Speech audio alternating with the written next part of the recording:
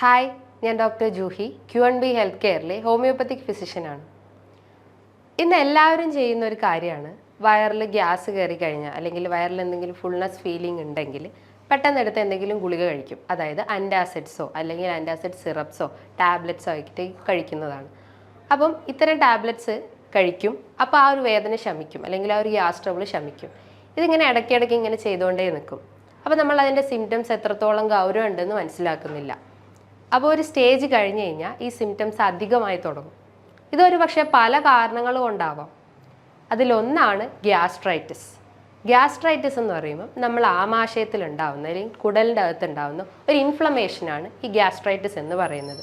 അതിനു മുന്നേ എന്തൊക്കെയാണ് ഈ സ്റ്റൊമക്കിൻ്റെ ഘടനകൾ എന്ന് നോക്കാം. സ്റ്റൊമക്ക് എങ്ങനെയാണ് ഉണ്ടാക്കിയിട്ടുള്ളത്, എന്തൊക്കെയാണ് ഇതിൻ്റെ അകത്തുള്ള സ്ട്രക്ചർ എന്ന് നോക്കാം.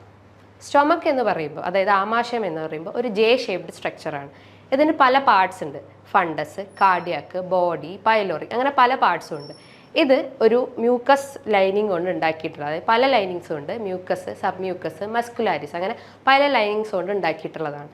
ഈ ലൈനിങ്സിന് എന്തെങ്കിലും മുറിവുകൾ വരുമ്പോൾ അല്ലെങ്കിൽ എന്തെങ്കിലും ഒരു ചതവോ അല്ലെങ്കിൽ ഒരു സ്ക്രാച്ച് വീഴുമ്പോഴൊക്കെയാണ് ഈ ഒരു ഇൻഫ്ലമേഷനിലേക്ക് ലീഡ് ചെയ്യുന്നത്. നമുക്കറിയാം, നമ്മളെ ആമാശയത്തിൻ്റെ അകത്ത് പെറൈറ്റൽ സെൽസ് ഉണ്ട്. ഈ പെറൈറ്റൽ സെൽസ് ഉൽപ്പാദിപ്പിക്കുന്ന ഒന്നാണ് ഹൈഡ്രോക്ലോറിക് ആസിഡ്. ഈ ഹൈഡ്രോക്ലോറിക് ആസിഡിൻ്റെ പ്രസൻസോടെയാണ് നമുക്ക് ഡൈജഷൻ കറക്റ്റ് ആക്കുന്നത്. അപ്പം ഈ ഒരു മുറിവ് വന്നു കഴിഞ്ഞാൽ ഈ HCl പോയിട്ട് നമ്മൾ ഈ കുടലിൻ്റെ, അതായത് ആമാശയത്തിൻ്റെ ലൈനിങ്സിൽ പോയിട്ട് അഫക്റ്റ് ചെയ്യും. അങ്ങനെ നമുക്ക് വേദന പോലെ അല്ലെങ്കിൽ ഭയങ്കര അൾസർ പോലെയൊക്കെ ഫീൽ ചെയ്യുന്നു. ഇനി ഇത്തരം ഗ്യാസ്ട്രൈറ്റിസ് വന്നു കഴിഞ്ഞാൽ എന്തൊക്കെയാണ് ഇതിൻ്റെ ലക്ഷണങ്ങൾ എന്ന് നോക്കാം. പ്രധാനമായിട്ടും നമുക്ക് വയറുവേദനയാണ്, അമിതമായിട്ടുള്ള വയറുവേദന. അത് ചിലപ്പോൾ ഒരു പുകച്ചിൽ പോലെ ആവാം, അല്ലെങ്കിൽ വയറിൽ എന്തെങ്കിലും ഒരു ബേണിംഗ് പോലെയൊക്കെ വേദനയാവാം. മറ്റൊന്ന് വയറ് വീർക്കുന്ന പോലെ തോന്നാം. മറ്റൊന്ന് നമുക്ക് ഓക്കാനം, ഛർദി, അല്ലെങ്കിൽ മോഷൻ പാസ് ചെയ്യുമ്പോൾ ചിലപ്പോൾ ബ്ലഡ് കാണാം. അങ്ങനെ പല ലക്ഷണങ്ങളും ഉണ്ടാകും. ഇത് കൂടാതെ തന്നെ അമിതമായിട്ടുള്ള ക്ഷീണം കാണാം. ചിലപ്പം ഭക്ഷണം കഴിച്ചു കഴിഞ്ഞാൽ ചിലർക്ക് ഈ ഒരു വേദന കുറയുന്നത് കാണാം. ചിലപ്പം ഭക്ഷണം കഴിക്കുന്നതിന് മുന്നേ ആയിരിക്കാം വേദന കൂടുന്നത്. അങ്ങനെ പല ലക്ഷണങ്ങളും ഉണ്ട്. ഈ ഗ്യാസ്ട്രൈറ്റിസ് വരാൻ പല കാരണങ്ങളുണ്ടാവും. പ്രധാനമായിട്ടും പല പഠനങ്ങളും പറയുന്നത് H. പൈലോറി ബാക്ടീരിയൻ പ്രസൻസ് ഉണ്ടെങ്കിൽ ഗ്യാസ്ട്രൈറ്റിസ് വരാം. അതോടൊപ്പം തന്നെ നമ്മൾ എന്തെങ്കിലും ഭക്ഷണ രീതിയിൽ ഉണ്ടാവുന്ന മാറ്റങ്ങൾ. ഇന്നത്തെ ഒരു തലമുറ ഫാസ്റ്റ് ഫുഡ് അല്ലെങ്കിൽ പ്രോസസ്ഡ് ഫുഡ്, ജങ്ക് ഫുഡ്, ഇത്തരം ഫുഡിനോടൊക്കെ ഡിപ്പെൻഡഡ് ആണ്. അപ്പം അങ്ങനത്തെ ഫുഡ് ഐറ്റംസ് കഴിച്ചാൽ, അതായത് സ്പൈസി ഫുഡ്, അതായത് പിസ്സ, ബർഗർ, നൂഡിൽസ്, ഇത്തരം സ്പൈസി ഫുഡൊക്കെ ഐറ്റംസ് കൂടുതലായിട്ട് എടുത്തു കഴിഞ്ഞാലും ഗ്യാസ്ട്രൈറ്റിസ് വരാനുള്ള ഒരു ചാൻസ് ഉണ്ട്. മറ്റൊന്ന് ഉറക്കക്കുറവ്.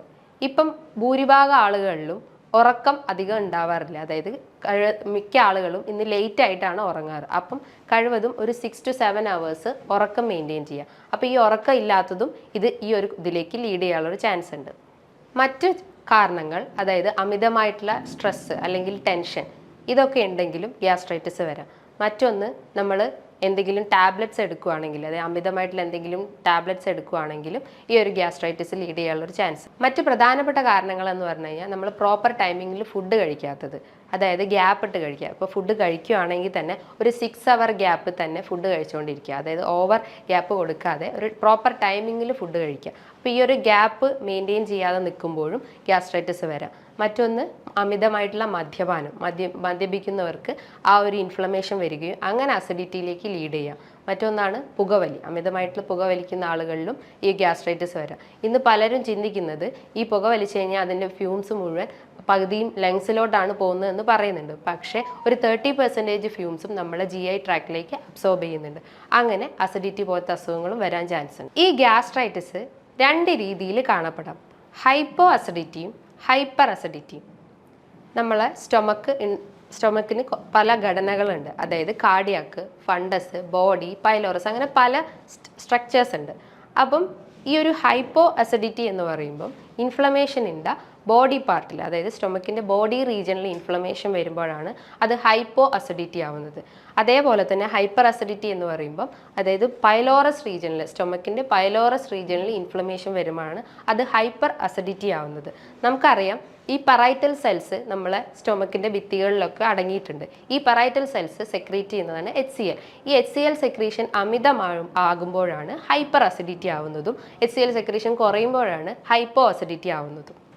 ഇത്തരം അസിഡിറ്റി അല്ലെങ്കിൽ ഗ്യാസ്ട്രൈറ്റിസ് വന്നു കഴിഞ്ഞാൽ നമ്മളെ ഭക്ഷണ രീതികൾ എന്തൊക്കെയാണ് മാറ്റം വരുത്തേണ്ടതെന്ന് നോക്കാം. അപ്പം നമ്മൾ പറഞ്ഞു സ്പൈസി ഫുഡാണ് ഇതിൻ്റെ ഒരു കാരണം എന്ന് പറഞ്ഞു. അപ്പോൾ സ്പൈസി ഫുഡായിട്ടുള്ള ഭക്ഷണങ്ങൾ കഴിവതും കുറച്ച് കൊണ്ടുവരാൻ ശ്രമിക്കുക. അതേപോലെ തന്നെ പ്രോപ്പറായിട്ട് ഒരു ടൈമിംഗ് വെക്കുക. ഫുഡ് കഴിക്കുമ്പോൾ രാവിലെ ആണെങ്കിൽ ഒരു 8 മണി, ഒരു 7:30 മുതൽ 8 മണീൻ്റെ ഉള്ളിൽ ബ്രേക്ക്ഫാസ്റ്റ് കഴിക്കുക. അതും ലൈറ്റ്, അതായത് അധികം ഹെവി അല്ലാത്തൊരു നോർമൽ ബ്രേക്ക്ഫാസ്റ്റ് മെയിൻറ്റെയിൻ ചെയ്യുക. അതേപോലെ തന്നെ ലഞ്ച് ടൈം ആണെങ്കിൽ ഒരു 1 to 1:30 ഉള്ളിൽ ഫുഡ് കഴിക്കുക. അത് ഫുഡ് കഴിക്കുമ്പം തന്നെ അത് ബ്രൗൺ റൈസ്, അതായത് വൈറ്റ് റൈസിന് പകരം ബ്രൗൺ റൈസൊക്കെ കൂടുതലായിട്ട് യൂസ് ചെയ്യുക. ഫിഷൊക്കെ കുക്ക് ചെയ്ത് കഴിക്കാൻ ശ്രമിക്കുക. ചിക്കനൊക്കെ കഴിക്കുമ്പോൾ അത് കുക്ക് ചെയ്തിട്ട് തന്നെ കഴിക്കുക. ഫ്രൈഡ് ഐറ്റംസ് കുറയ്ക്കുക, അതായത് ഓയിലി ഫുഡൊക്കെ കഴിവതും കുറച്ച് കൊണ്ടുവരാൻ ശ്രമിക്കുക.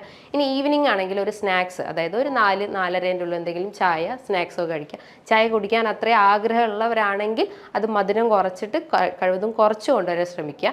അതേപോലെ തന്നെ ഡിന്നർ ടൈം ആണെങ്കിൽ അതൊരു 7 to 7:30 അല്ലെങ്കിൽ 7:30 to 8 ഉള്ളിൽ നമ്മൾ ഫുഡ് കഴിച്ചിരിക്കുക. അതും ലൈറ്റ് ഫുഡ് മാത്രം കഴിക്കുക. ഓവറായിട്ട് ഫുഡ് കഴിക്കരുത്. ഫുഡ് കഴിച്ചാൽ ഉടനെ തന്നെ നമ്മൾ എന്തെങ്കിലും വർക്കൗട്ടോ അങ്ങനത്തെ എക്സസൈസ് ഒന്നും ചെയ്യാൻ പാടില്ല. ഒരു പ്രോപ്പർ റെസ്റ്റ് മെയിൻറ്റെയിൻ ചെയ്യുക. അതേപോലെ തന്നെ നമ്മൾ ഉച്ചയ്ക്കൊക്കെ ഫുഡ് കഴിക്കുമ്പോൾ മോര് തൈരൊക്കെ കൂടുതലായിട്ട് ഉൾപ്പെടും. അതായത് പ്രോബയോട്ടിക്സ് ആയതുകൊണ്ട് തന്നെ നമ്മളെ ഇൻറ്റസ്റ്റൈൻസിലൊക്കെ നല്ല ബാക്ടീരിയസിനെ ഉൽപ്പാദിപ്പിക്കാൻ അതിന് സഹായിക്കുന്നതാണ്. അപ്പോൾ അത് അസിഡിറ്റീനെ കുറയ്ക്കുകയും ചെയ്യും. അതേപോലെ തന്നെ ബനാന, അത് പഴവർഗ്ഗങ്ങളൊക്കെ കഴിക്കുന്നതും നല്ലതാണ്.